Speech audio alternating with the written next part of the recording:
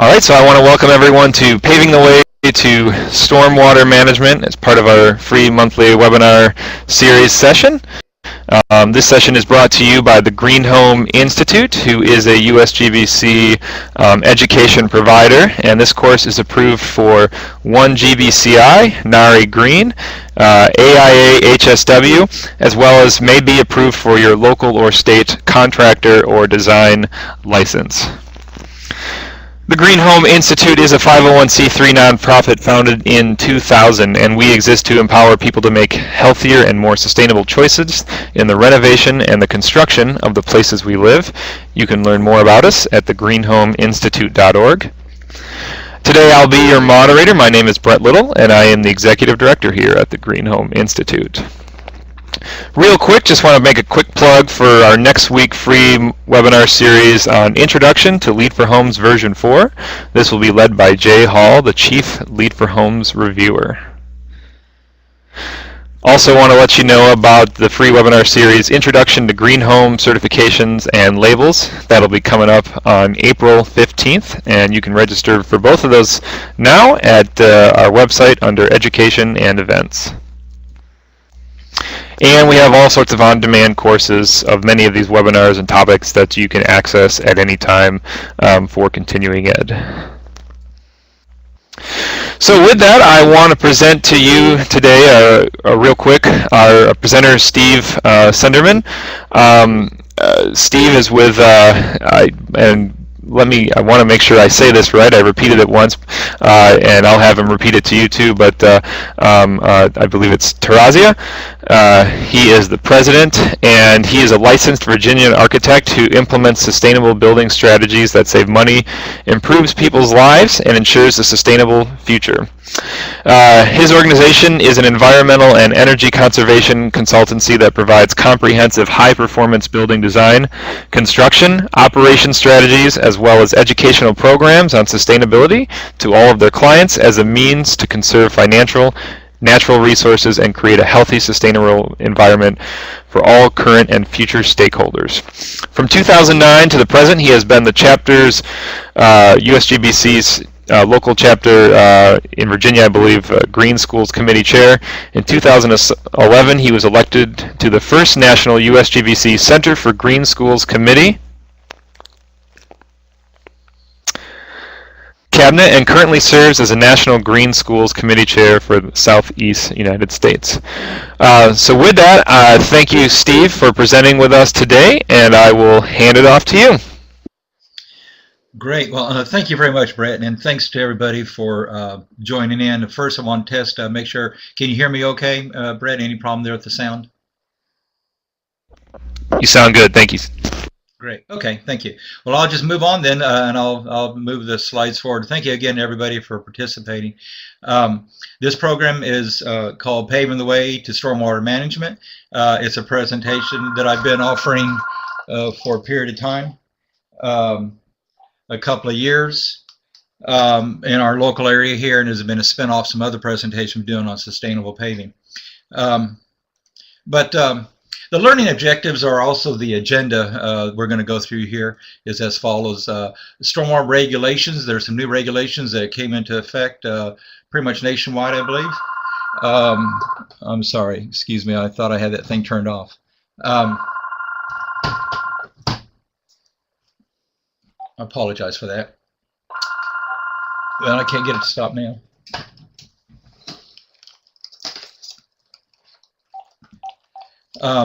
Excuse me, I apologize. I thought I had that turned off. Anyway, number 2 is the BMP types and applications. BMP stands for Best Management Practices for Stormwater Management.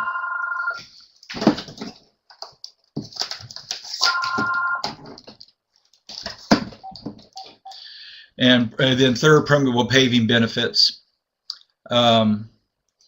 And design and cost considerations, and then achieving the triple bottom line. I'm sure a lot of you might know that term, but if not, we'll introduce you to that. That's an important aspect of what we do and what sustainability is all about. And then we'll end up with the opportunity for a few questions. So to start off with, let's talk a little bit about the stormwater regulations impact, which have really come into effect mostly since July of 2014.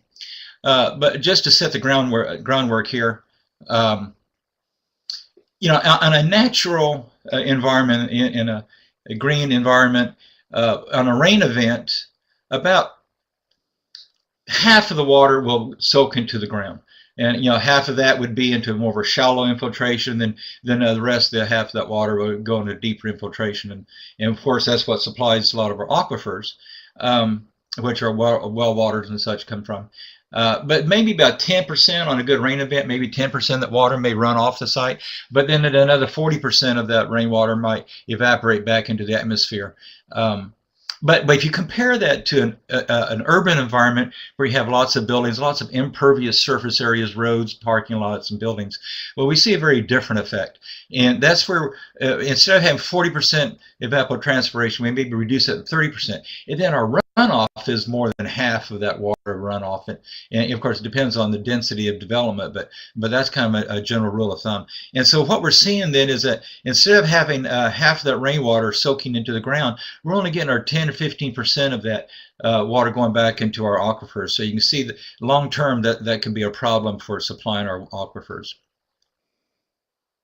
So that's one reason why the new regulations are meant to protect property and aquatic resources from stormwater runoff. The aim of MS4 stands for Municipal Separate Storm Sewer Systems. And so, you know, you may know that lots of municipalities and jurisdictions around the country in years past combined their stormwater into the sanitary sewer system. And of course, you can imagine that really caused a problem with big rain events. And so there's a large push and a move to separate those so your stormwater is treated separately from your sanitary sewer system. That's a very important aspect of what we're trying to do, control pollution events. And so the idea is to develop land to mimic pre-development conditions. And I'm sorry about some of the words here kind of fading out because the shadows are missing from those from the transfer. But so the idea is to mimic that pre-development condition and not, in other words, don't do any harm. And so there's a real paradigm shift that seems to be going on. And one is to start viewing water as a resource instead of a nuisance during development, because so many times it's always been viewed as a nuisance. And so if we take the right approach, we can replenish our aquifers, store and use that rainwater instead of just running it off. And then, of course, the really important thing is to remove the contaminants on site and deliver cleaner water downstream. And that's really one of the main objectives of the new regulations. Of course, for many years now, we've been controlling and mandated to control water quantity for flooding purposes and contain water on site so it doesn't overwhelm our streets and roads. But now they're saying we want to control those pollutants as well for the fish and wildlife downstream. So the stormwater management program requirements, they basically consist of, those requirements are coming from primarily the EPA and local state organizations, of course, Department of Environmental Quality and other organizations within each states are mandated to start implementing these on more local levels from the EPA. But the stormwater management program requirements include public education and outreach. So kind of like what I'm doing with these programs, it kind of fulfills some of those obligations.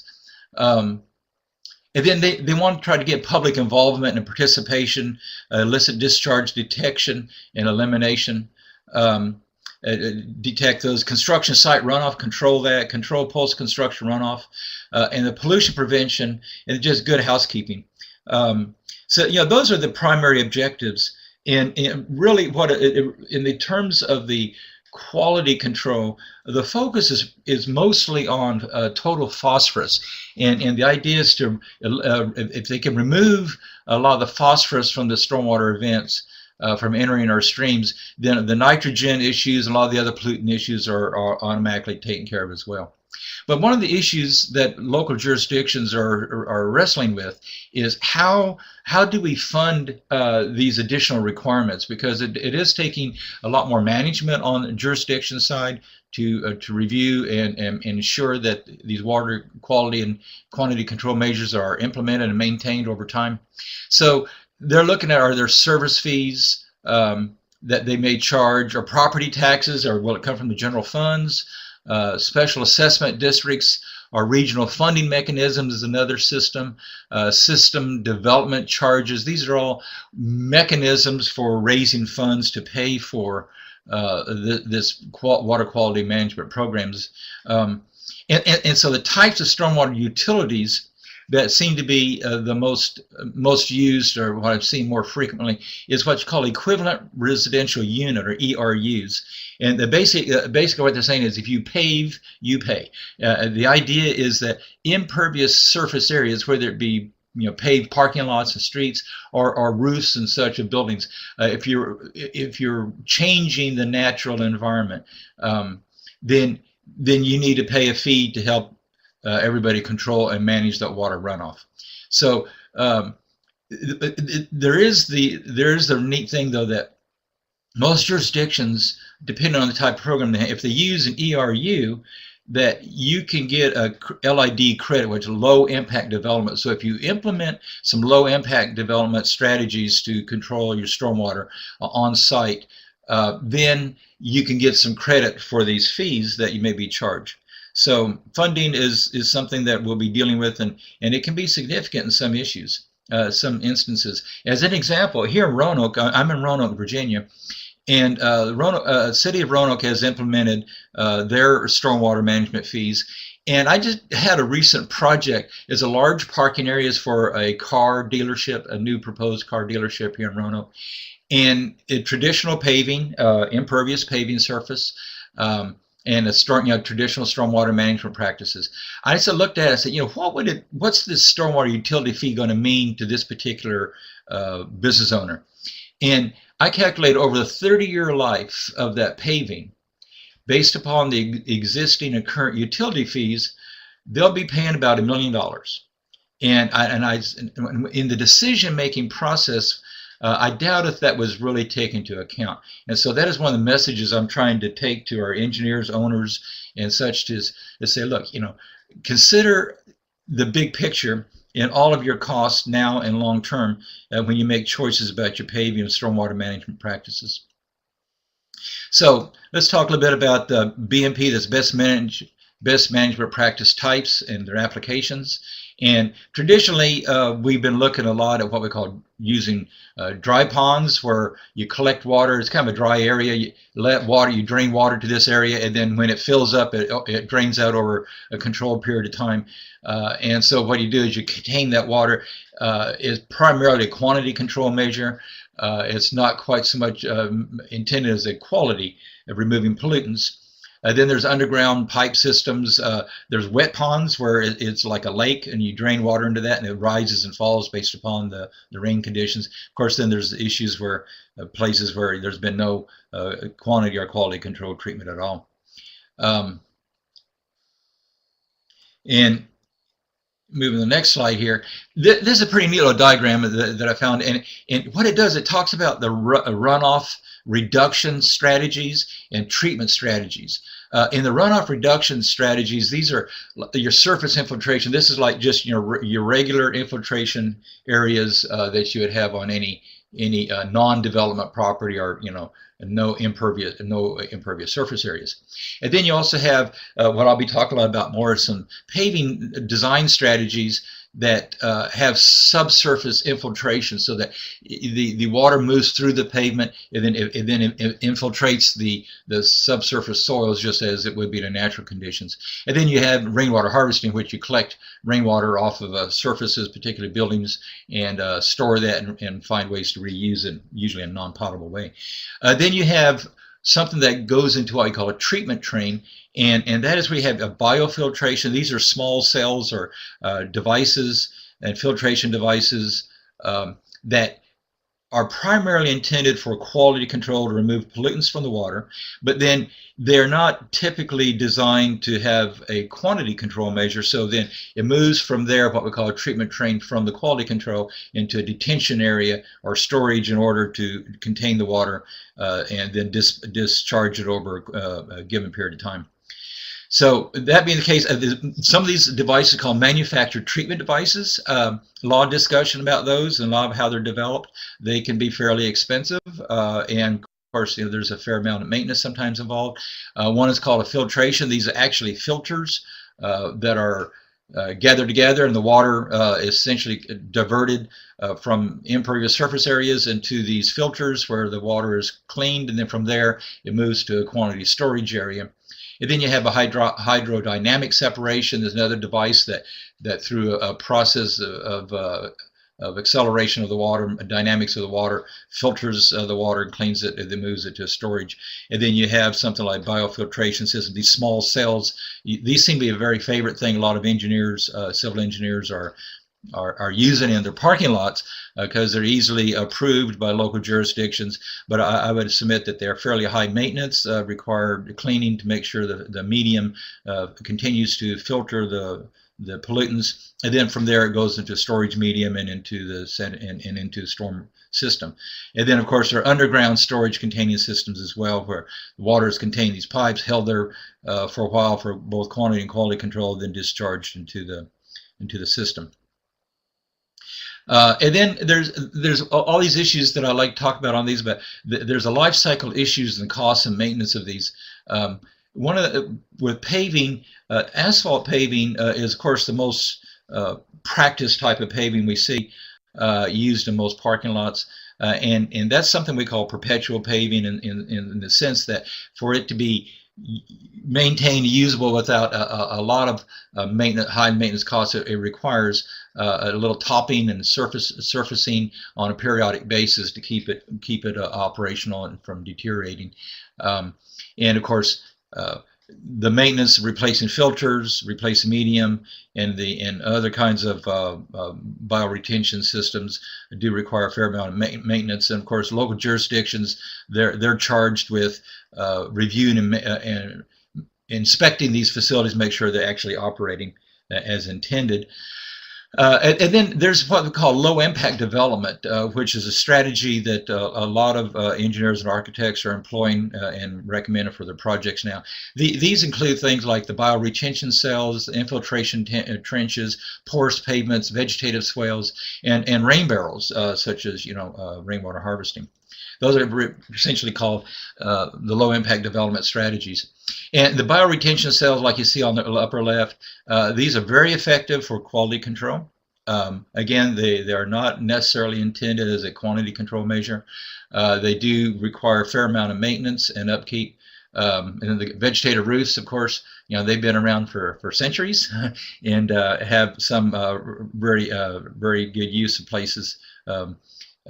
Again, these are all have various strategies that have cost and maintenance implications to them, and so each project has to be evaluated on its own merits.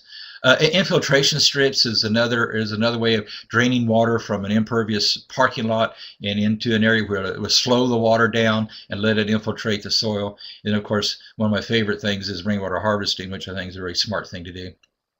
It's just collect the water from the roof.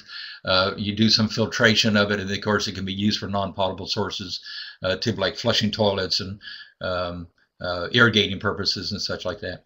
But then there's also pervious and porous paving, and one is pervious concrete.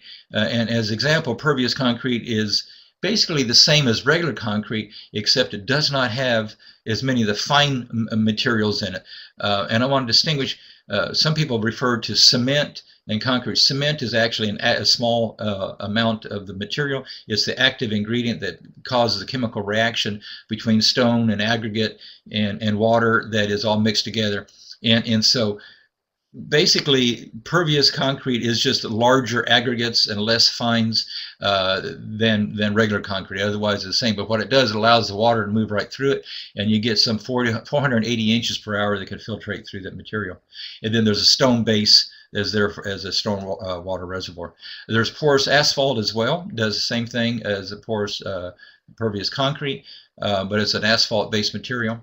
And then there are various kinds of what we call interlocking pavers, and some require small fine stone in the joints to interlock the pavers, and there's others that are open joint systems like you see on the upper left.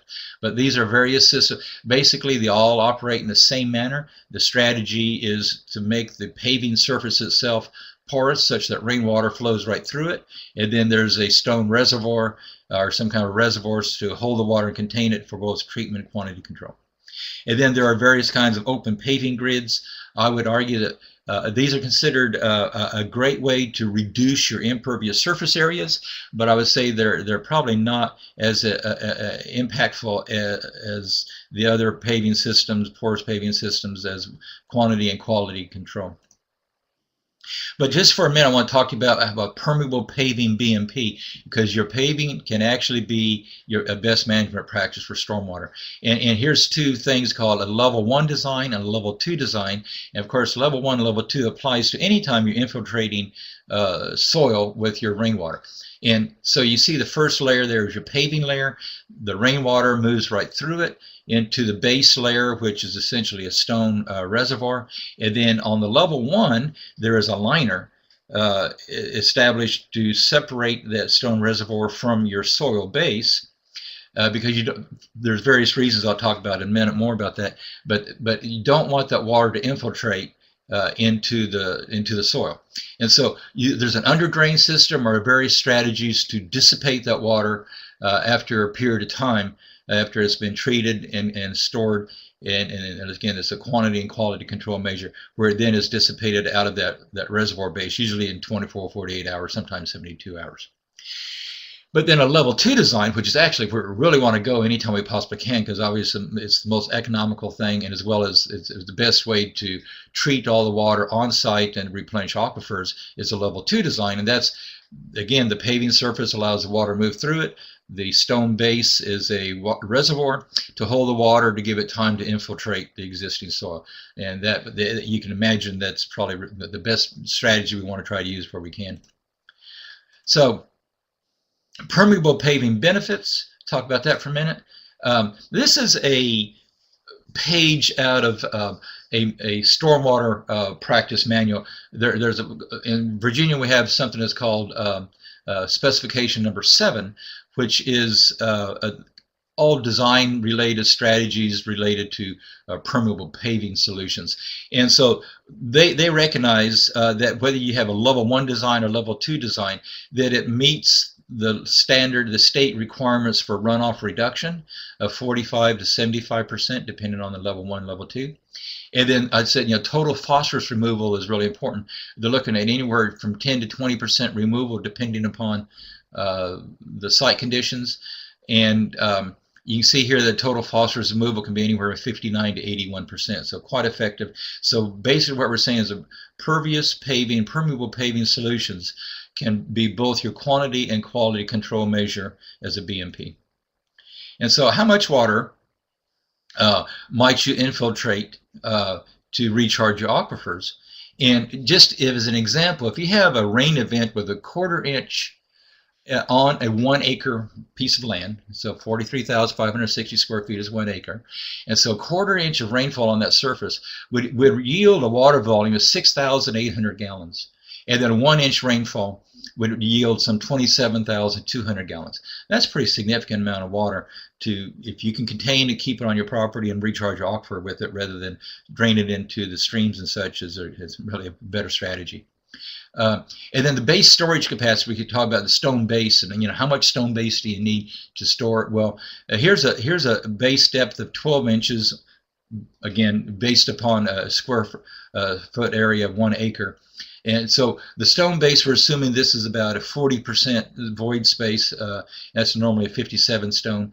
And the storage capacity of that is 130,300 gallons.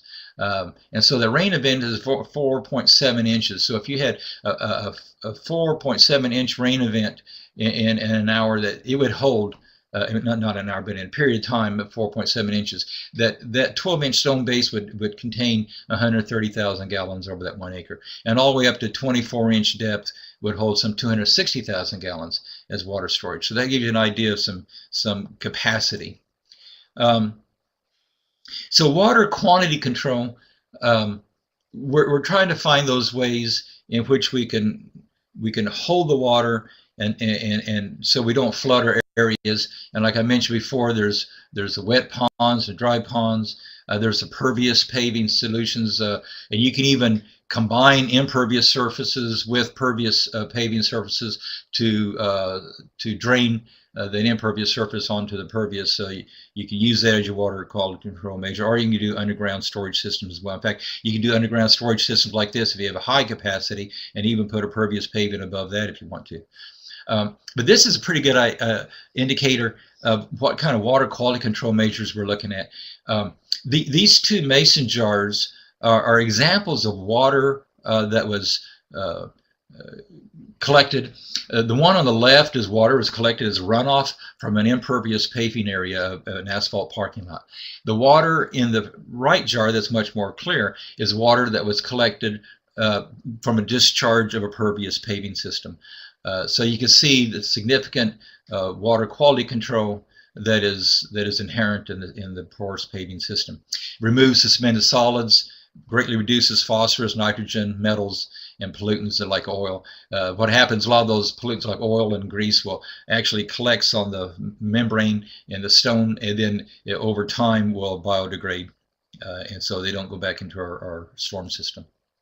Another thing about especially the concrete, pervious concrete and pervious concrete pavers, the light color materials, there's what we call a heat island effect.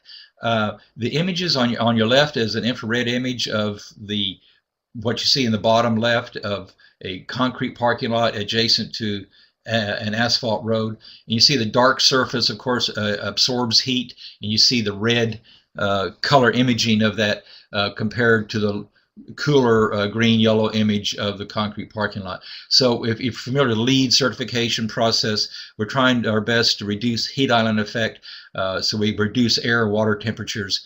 And then another aspect of concrete as a reflective material compared to asphalt. Asphalt again absorbs light, so as an example on the right here you can see a facility that had an asphalt parking lot, and you see the amount of light reflectivity we have, and that same facility then did a concrete topping, an overlay, and the same lighting effect, you see a much greater amount of light reflectivity, which if what that really means is that if you design a facility like this to start with asphalt, with concrete versus asphalt, then you can easily reduce your amount of light fixtures and energy savings up to some 30–35%. And then concerning health and welfare, I just want to mention that asphalt products do have a fair amount of volatile organic compounds, and whereas some of the choices, materials, and bioretention system, best management practices we have can help reduce some of those. What I'm really an advocate about on porous paving situations is land utilization. I mean, here's a good example where you have your parking lot is your stormwater system. It's your BMP. You don't have to devote additional property, especially valuable property, to your stormwater retention system. It's all part of your parking lot. And another big issue that I find a lot of owners are very key on is the liability issues related to ice on their parking lots and even standing water.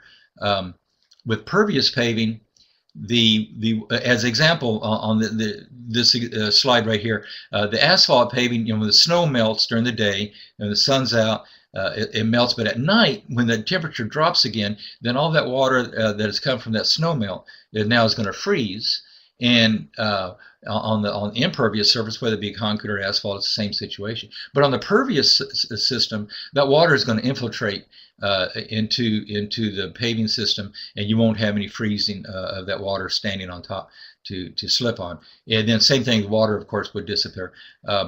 That's why we find that lots of times maintenance people will shove all their snow onto the pervious paving, hoping it'll melt and disappear.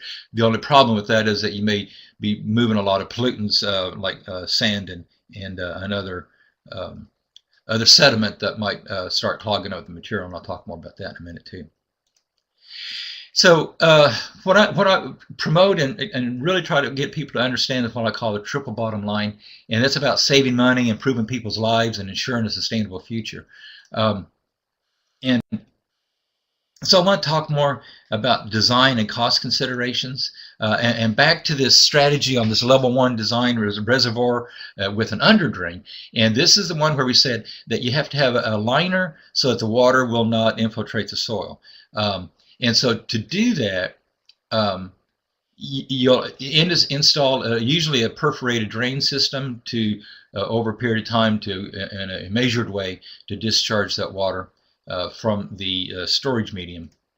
And the level 2 infiltration, where we're talking about infiltration only, the key there is that we want to find soils that can percolate or infiltrate at least a ½ inch per hour.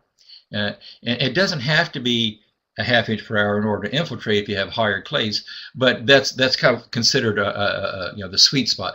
A ½ inch or better, we know we're going to get that infiltration that we need in a period of time. So again, breaking this down, the first layer, the permeable paving, that normally represents some 15 to 25% porosity. Any rainwater that hits that's going to go right through it. The base course is normally a 57 stone, and that represents some 30 to 40% porosity. And then we have a non-woven geotextile fiber that is set at the bottom in order to keep the fine soils from moving up into the stone base. And subgrade is really important. We don't want to overcompact that. It's a maximum 96% Proctor. It's best to have it less compacted so that we can infiltrate more easily. Some restrictions on a level 2 design that's normally recognized. Again, I want to mention the ½ inch per hour infiltration rate. We want to be able to dissipate. You normally want to dissipate the storage medium in about 24 to 48 hours, some places 72 hours. But your stone base should be basically a carbonate stone because that has the greatest capability to remove pollutants and use a biofiltration system. Hotspots are you don't want to use a pervious paving system, and hotspots are places like gasoline stations or any place where you may have a spill of a lot of contaminants, a lot of dangerous materials that might be spilled. You don't want to have that then moving through the paving and contaminating the soil underneath. Of course, if you're at a hotspot, even other BMP systems, you want to look at how those would be contained as well. Karst soils, if you're not familiar, karst soils are kind of a limestone underlayment geological formations that are subject to sinkholes. And so if you introduce a lot of water concentrated in one area into highly karst soils, you could introduce sinkholes into that area. Of course, we want to be aware of that and limit that application. At least it makes sense the bottom of your reservoir should be at least 4 feet above the high water table or rock shelf. Some places only jurisdictions require minimum 2 feet, but 4 feet is probably a safer minimum distance away. And it's important that the edge of a pervious paving solution be at least 50 feet from a septic system and 100 feet from a water well. And then if you're within the proximity, if you have foundation drains around a building, for instance, like a basement of a building and you have foundation drains, you want the building uphill from the parking lot to be at least 10 feet away from pervious paving or 100 feet away if it's downhill from it. Because if you have a lot of water infiltrating the soil and moving down to the foundation of the building, you want to try to be careful of that and restrict that application. So those are the real basic applications, and of course we have a water supply aquifer directly below this at an upper level shallow aquifer. You want to be careful that we don't infiltrate too much of this water directly into that aquifer. Now, as far as the pervious concrete installation is concerned, the main thing about pervious concrete, it's basically a drier mix. It's less fine, so it actually will dry out and cure faster than a regular concrete. So what's critical is that you have the right mix to start with. And what I call this is the Goldilocks mix, where it's not too wet like the bottom picture, not too dry like the top picture, and that takes experience of people that know what they're doing to make sure they get the right mix. And then when it's put down, it's immediately rolled out, and then you'll see that in that picture there's plastic covering that is immediately put out over the top of that to slow down the curing process, because if you don't cover it quickly, especially in warm, dry weather, it can dry out too quickly on the top, and then the stone can ravel off. And that, to raveling process, of course, you don't want to have the stone be messing with it over a long period of time.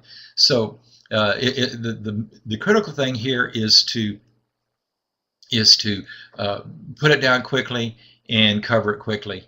And so people that know and certified in this installation obviously know how to do that. Now, pervious paving is especially great for flat surfaces. You don't have to worry about draining to any particular area because it's flat, and you want to hold the water and contain it. So, but then you can also use it on sloped surfaces up to low. I'd say 5 to 8% slope is probably about as much slope as you want to use on this. But when you get into slope conditions, the subgrade, you'll need to look at either combination or individually to terrace it or to use check dams to hold the water, so that the water has a chance to be treated and be contained and then discharged in a controlled way. Of course, you can imagine if it's all just sloped without that process, then the water is not going to have a chance to soak into the soil or be treated. It's just going to move down the slope. And then a lot of the questions that people have about clogging issues, sometimes, like I said, we'll see impervious surface areas joined with a pervious paving system in order to use the pervious paving as a stormwater practice. The upper left picture is a really good example where you have a paver system and it's separated from the impervious surface with a trench drain to catch the large debris, so that that large debris doesn't just flood over onto the pavers and starts clogging them up too quickly. As you would see, probably would happen more likely on that lower left picture, where debris can, and sediment can wash over onto the pervious. It just requires a little bit more maintenance, perhaps. And there are other situations like swales and such that can be used. The idea is you don't want to contribute a lot of sediment onto the pervious paving system. So these are examples of swales and ways to keep sediment from washing onto the pervious paving as a way to minimize your maintenance issues. However, we do expect that over a period of time, 6 months or a year, the recommendation is that you would vacuum or pressure wash the surface to remove any kind of potential clogging of sediment that you might have accumulated over time. What I'm recommending engineers do if you install in a larger parking lot is go ahead and include in the specification as one of these small operated hand vacuums. An owner can operate those. About the only maintenance you have is to vacuum it once in a while. I've seen installations also that have been in place for 15 years and have 80–85% clogging, but still perform as intended. I mean, they still move all the rainwater through the system. So they even operate under clogged conditions, but of course it's best to keep it fresh and clean as possible. So vacuuming is a recommended way to do that. Mostly maximum time, 6 months, 12 months period to do that. And then aesthetics. I've had some people a little concerned about the pervious paving solutions if you're not looking at pavers and pervious concrete. There are colors and there are additives and there are toppings that can be applied in these design options if appearance is concerned.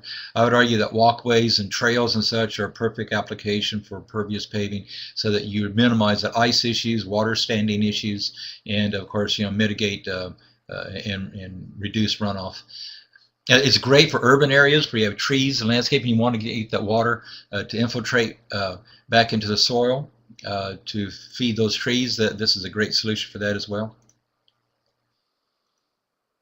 This is a quick example of a study we did for a project for what we call Masons Cove Elementary School here in Roanoke County.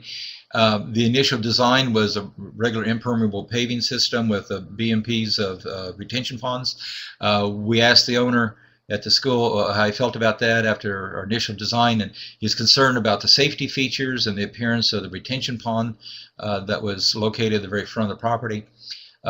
We did a study, cost analysis, to show them what it would take to eliminate that pond and go to a pervious paving system instead.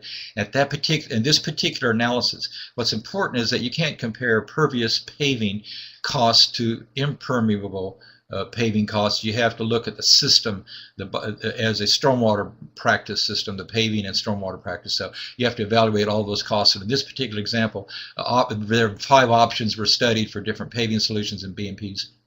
And the owner actually elected that last option of the combination of about almost a $50,000 premium.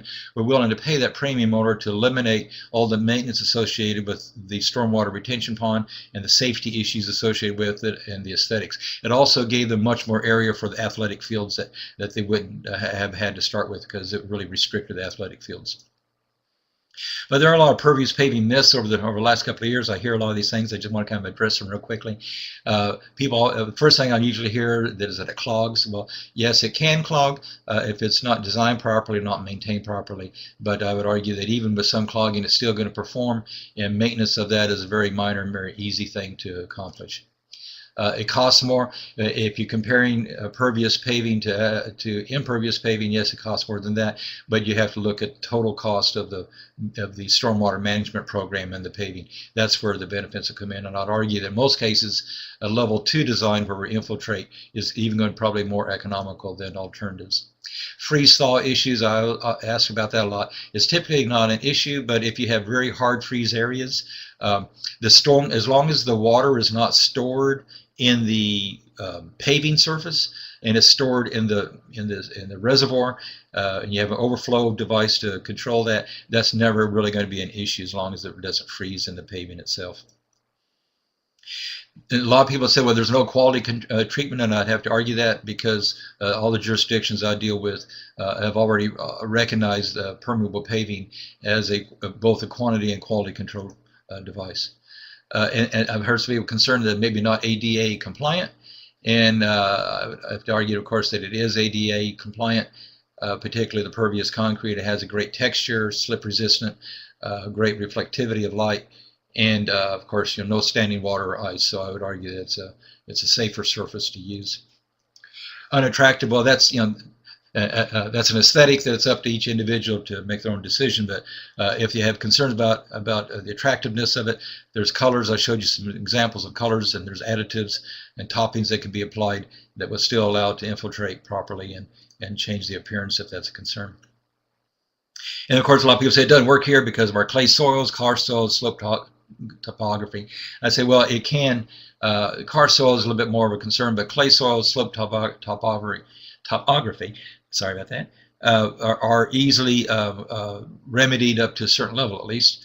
And so what we find here is that there's some concerns, things to be cognizant of, and it can be an issue with porous paving, pervious paving systems.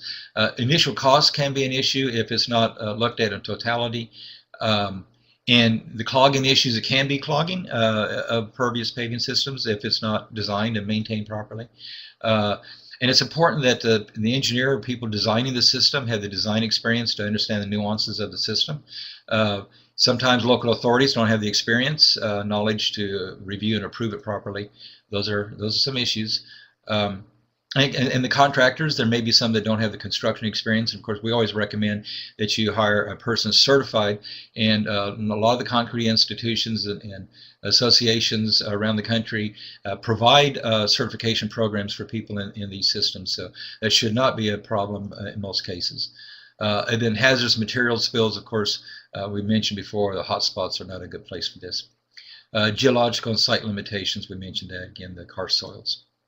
I do want to mention that there's some software that's available from American Concrete Pavement Association. National Ready Mix Concrete Association is another resource for information.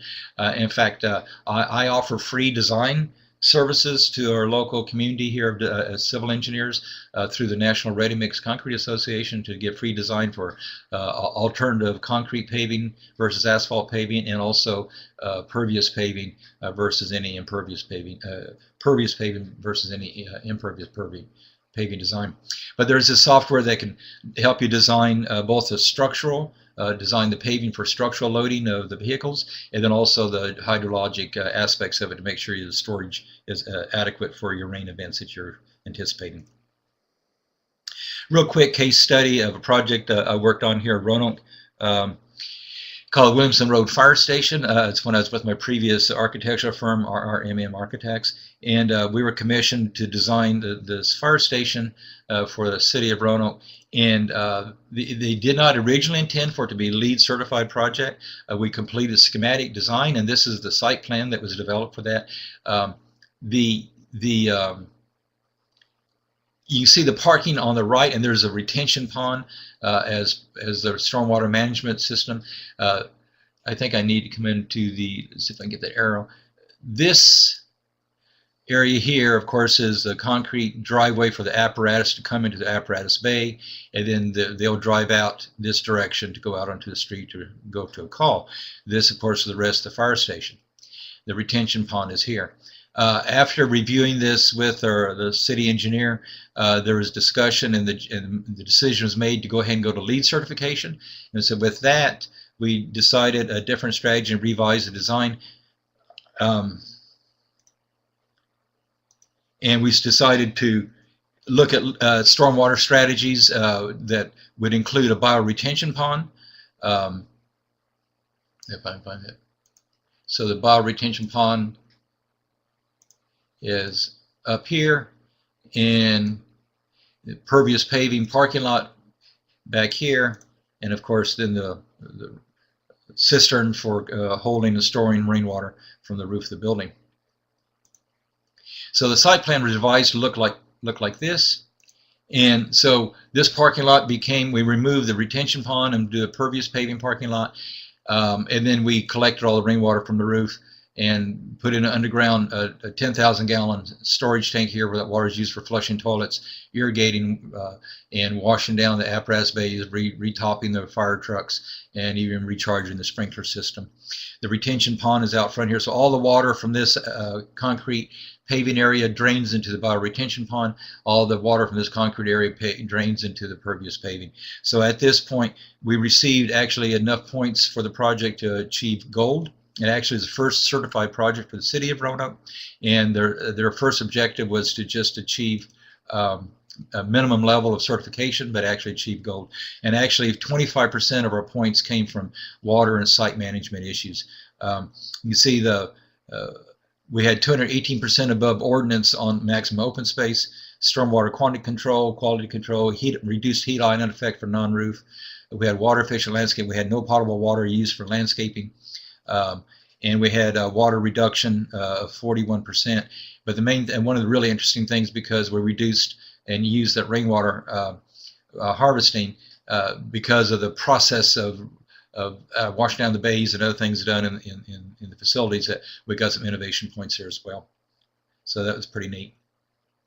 I want to point out something here about that bioretention cell. I had a little concerns about it because of the cost of installation and whether it be properly maintained or not. We actually then decided to put in a backup of an overflow drain system and some underground storage pipes in case this didn't work or had problems in the long term.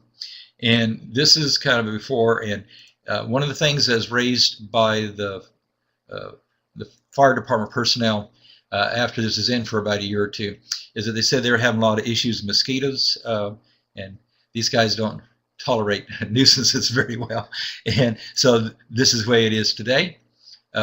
They've eliminated the retention pond, which I'm glad we had the backup, because now the backup is serving the purpose for stormwater management. So they said, well, at least we don't have the mosquito problem anymore. So the triple bottom line, in case you're not familiar with that term, when we talk about bottom line, of course, we're talking about profitability, money, saving money, or making money. What we argue is that when you take economic part of the equation is obviously very important in order to sustain any kind of operation, whether it be business or enterprise of any kind. But we also argue that if you balance that with social concerns and environmental concerns, where the intersection of all three of those, that's what we call sustainable development or sustainable business. And of course, in this situation, we're looking at sustainable porous paving. So on the economic side of that equation, what's the initial system cost? What's your life cycle cost? What's the liability? Those are cost considerations for we'd like for you as a design professionals or owners and jurisdictions to look at all the totality of those cost implications to make good choices.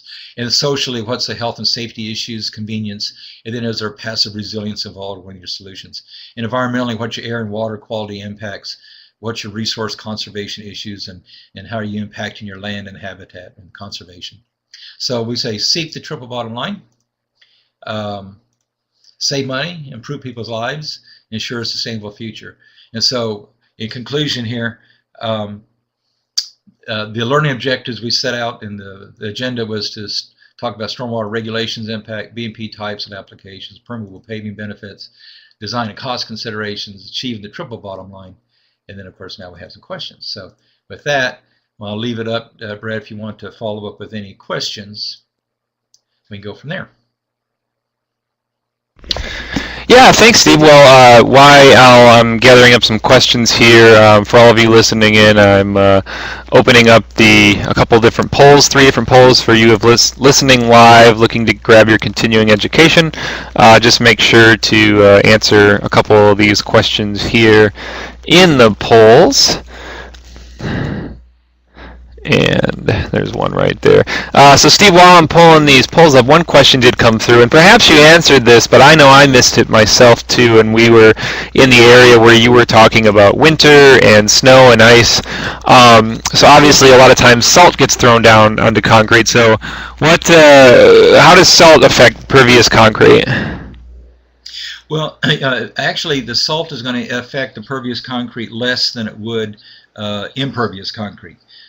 Because it's moving right through the concrete. Of course, the real negative environmental effect of the concrete is that you're introducing it directly into the soil. Or, of course, if it's in the storage medium and is drained out, then of course you're introducing it to the streams, as you would with any other kind of paving system. But the salts are not a problem so much with pervious paving. I'd say on regular concrete paving, it can be a little bit of an issue. The recommendations typically are that you allow the concrete to cure for at least a year before you introduce salts to it. But then there are also, the concrete industry is quite aware of these issues, and there are different admixtures that can be applied to the material, and that will greatly reduce the deterioration effects of salt. But typically, of course, environmentally, we recommend against that. Obviously, what's going to happen though on pervious paving, you'll find very little need for applying salt to it in most cases. You'd have to have a very major snowfall and a long, hard freeze. Most times, the snow doesn't accumulate on pervious paving as much or as quickly as it does on impervious. And when it does, it dissipates through it pretty quickly. You can plow it off, and then it dissipates pretty quickly. So you very seldom will find a need for salt on pervious paving. If that answers that. Thanks, Steve. Another question came in. Well, I don't even know if it's a question or a comment. And I sorry if I get your name here wrong, but to Tanya, you just commented due to large aggregate in concrete, but that's all I can see here. So if you want to elaborate on your question there. But anyone has any questions, please feel free to drop them right there into the Q&A, and thanks for participating in the polls. So here's the remainder of a question. Due to enlarged aggregate in concrete, is there a problem with potholes? No. No, the aggregate, it's not, when you say enlarge, it's the same aggregate that's used in any regular concrete, except it has a much lower percentage of that aggregate is small or fine aggregate. So it's not like using large stones or anything like that, and it's just a regular aggregate, and reduce the fines and the sands in it. And so potholes are not an issue with any of the concrete paving. You'll find that the pervious paving has a very similar durability and characteristics as normal concrete paving.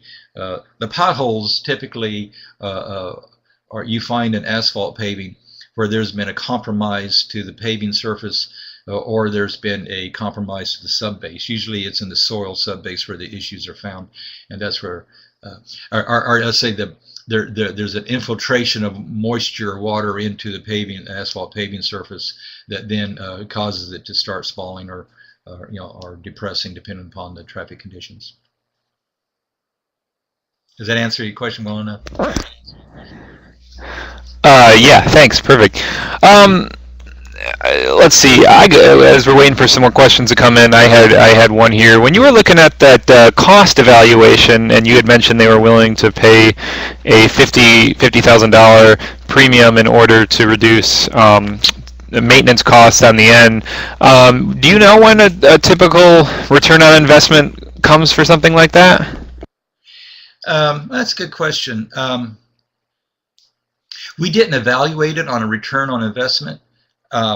because there were some intrinsic issues there that the owner was looking to achieve. One was having more land available for recreation area, so there's not necessarily a value that we could assign to that. And the other thing was this, the most important thing was the safety feature. The owner is very concerned about a retention pond with elementary grade students that would have access to that. Even though you may fence it off, he was concerned about the safety feature more than anything. And then, of course, the other things were safety related to ice and water storage, water buildup on the paving surface. So they're on well water, and so and they weren't paying for the water. They weren't paying for the stormwater runoff. There wasn't any fees at that time. Of course, now they're glad they have it, because now these stormwater fees are going to start coming into place. Because they have pervious surface areas, they're not going to be subject to those stormwater fees. But we didn't calculate what that payback was. We can certainly do that on other projects, and we have capability to do that. We just didn't do it on this particular project. Well, while we're waiting for some more questions to come in, I have a few more. And speaking of fees, so obviously they've got the stick in place, but what about the carrot? What kind of incentives do you know of? And folks listening in here are all over the U.S., so just some ideas on some well-placed incentives for stormwater mitigation in general. Well, and the incentives. Of course, jurisdictions have required owners of property to control their stormwater runoff from a quantity standpoint for a long time. But now it's coming, and they have some quality as well, depending on the jurisdiction you're in. But now the quality issues have become very important subject matter in our watersheds and what we're doing to polluting our streams. And I guess the incentives is that if you implement a low impact development strategy on your property, whether it be existing or new, when they're calculating your utility fee based upon your impervious surface area as they see it, and if you say, well, I'm going to apply a on-site low impact development stormwater infiltration system, let's say, well, then they can give you a credit. They'll reduce the amount of fee if you apply some of these strategies. Of course, some of them are fairly expensive, can be expensive, especially retroactively, which would be a long payback usually, because these fees are not huge unless you have some large development. If you have a large surface area of impervious surface, then a person can really implement, like I mentioned in that $1 million example, over a 30-year period. But most residential properties, I think they're talking about, again, it depends on the jurisdiction, but Roanoke City, a normal residential property here, you have a house and your regular driveway and maybe a deck, you're talking about $100 a year, $150 a year. Some people call it a tax, but it's considered a utility fee. So as far as an incentive, say if I'm going to reduce my utility tax, especially on a small property like that, there's not a huge payback, but it's a matter of, I guess, doing the right thing. Environmentally is really where we're coming from. Is do you have property you like to use for activities or parking rather than for a stormwater retention system?